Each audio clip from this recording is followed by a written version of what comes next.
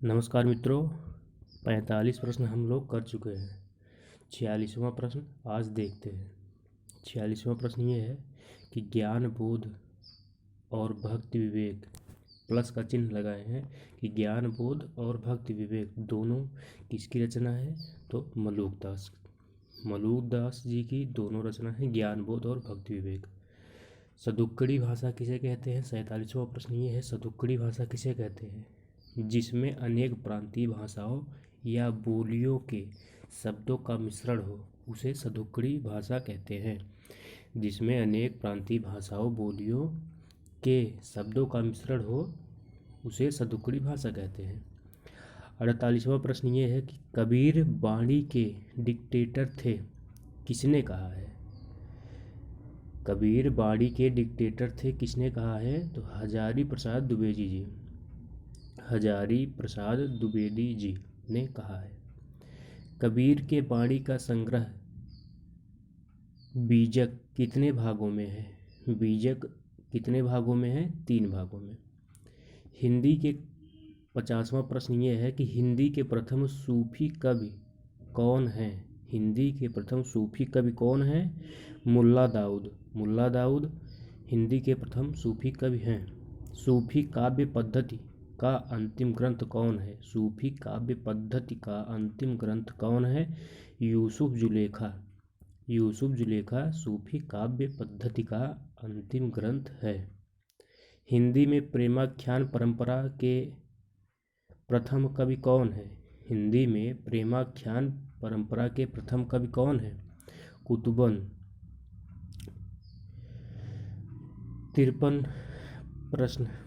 53वां प्रश्न है ये है कि प्रेमाख्यान परंपरा की पहली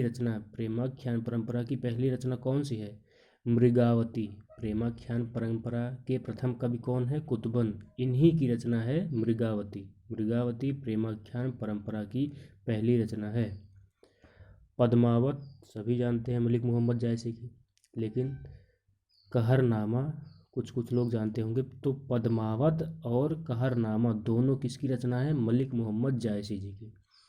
चित्रावली के रचनाकार कौन है? चित्रावली के रचनाकार उस्मान जी हैं, उस्मान। इंद्रावती किसकी रचना है? इंद्रावती नूर मोहम्मद की रचना है। इंद्रावती किसकी रचना है? नूर मोहम्मद। प्रेम वाटिका के रचनाकार कौन है? प्रेम वाटिका के रचनाकार कौन है? रसखान। प्रेम वाटिका के रचनाकार रसखान है। इनका रसखान इनका कवि नाम है। इनका जो ओरिजिनल नाम है वो सैयद इब्राहिम है। रसखान का मूल नाम सैयद इब्राहिम है। सुदामा चरित के रचनाकार कौन है? नंददास। सुदामा चरित के रचनाकार कौन है? नंददास। मीराबाई के गुरु कौन थे? रैदास। मीराबाई के गुरु कौन थे? रैदास। मीराबाई की रचना कौन सी है? रुक्मणी मंगल। रुक्मणी मंगल मीराबाई की रचना है। इनके गुरु रैदास जी थे। रामानंद के शिष्य, मीराबाई के शिष्य गुरु रैदास, रैदास के गुरु रामानंद। तो रामानंद के शिष्य थे कबीरदास जी और रैदास, दोनों रामानंद के शिष्य थे। 62 प्रश्न ये है कि रुद्र संप्रदाय के प्रवर्तक कौन है? विष्णु स्वामी। रुद्र संप्रदाय के प्रवर्तक विष्णु स्वामी। राधा वल्लभ संप्रदाय के हित हरिवंश। राधा वल्लभ संप्रदाय के प्रवर्तक हित हरिवंश। शुद्धाद्वैत दर्श या शुद्ध अद्वैत दर्श के प्रवर्तक श्रीमद् वल्लभाचार्य। अष्टछाप के प्रवर्तक विट्ठलनाथ। अष्टछाप के प्रवर्तक विट्ठलनाथ। अगला वीडियो हम आपको रीतकालीन कवियों पर बना के देंगे। तो आज 65 प्रश्न हो चुका है। तो आप यूपी सिपाही की तैयारी करते रहिए, मन से करिए। अभी कोई वैकेंसी नहीं आई है यूपी सिपाही के, चर्चाएं चल रही हैं कि आने वाली है 26 या 27 हज़ार।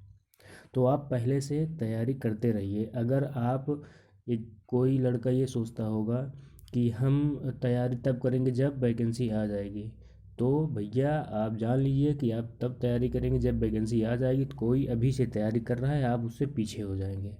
तो सिंपल सी बात है कि जो पहले से पढ़ाई कर रहा है उसी का होगा, जो बाद में पढ़ाई कर रहा है वो वैकेंसी आने पर फिर ढूंढने लगता है कि कौन क्या पढ़े क्या ना पढ़े, उसी में उसका दिमाग डिस्टर्ब हो जाता है, वो पढ़ नहीं पाता है। दूसरी बात यह है कि हम जो आपको ये कंटेंट दे रहे हैं आपको थोड़ा हार्ड लगता होगा, लेकिन हम आपको विश्वास दिलाते हैं कि जैसे आप तैयारी कर रहे हैं सिपाही की, लेकिन आप तैयारी थोड़ा उससे ऊपर लेवल की, जैसे थोड़ा सा एसआई लेवल की करिए, तो आपको फ़ायदा ये होगा कि अगर थोड़ा सा भी कठिन क्वेश्चन बनाए गए इस सिपाही में तो आप आसानी से कर लेंगे। अगर आपका सिपाही अ, सिपाही जैसे आपको एग्ज़ाम देना है, सिपाही तक ही आप परीक्षा की तैयारी कर रहे हैं, अगर कठिन बना दिया पेपर तो आप नहीं कर पाएंगे। इसीलिए जैसे कि मान लीजिए आपके पास 10 रुपये है, 10 रुपये में से कोई आपसे 5 रुपये मांगता है तो आप दे देंगे बहुत आसानी से, लेकिन अगर 10 से कोई आपको 15 मांग ले तो आप नहीं दे सकते हैं। दे सकते हैं जैसे कि आप किसी से उधार लेंगे या और पैसा उसमें मिलाएंगे तब दे पाएंगे। इसीलिए हम आपसे कहते हैं कि परीक्षा अगर आपके एसआई लेवल की है तो आपका सिपाही का एग्ज़ाम आसानी से निकल जाएगा। 37 से 38 प्रश्न, 37 38 37 38 ऐसे करके प्रश्न आता है हिंदी में। तो हम आपको अभी ये जो 4 से 500 का सीरीज चलाए हुए हैं, इसमें आज 65 प्रश्न हो चुका है, जिसमें हिंदी है ये जिसमें हिंदी साहित्य हम अभी आपको बता रहे हैं। इसके बाद हम आपको हिंदी व्याकरण बताएंगे। तो आप विश्वास करिए, आपका हम बहुत समय नहीं ले रहे हैं, बस 4 से 5 4 से 5 6 ऐसे वीडियो बना रहे हैं, ताकि जैसे दाल में नमक खाया जाता है वैसे हम आपका एक कीमती समय 4 से 5 मिनट ले रहे हैं। अगर इसमें से आ गया तो बहुत अच्छा है, और नहीं आया तो आपका लेवल मेंटेन रहेगा।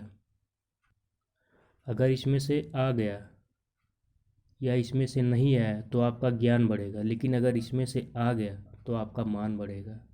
तो आप ध्यान रखिएगा। अगला वीडियो रीतकालीन कवियों पर हम बनाएंगे, नेक्स्ट वीडियो रीतकालीन कवियों पर। तो धन्यवाद, नमस्कार।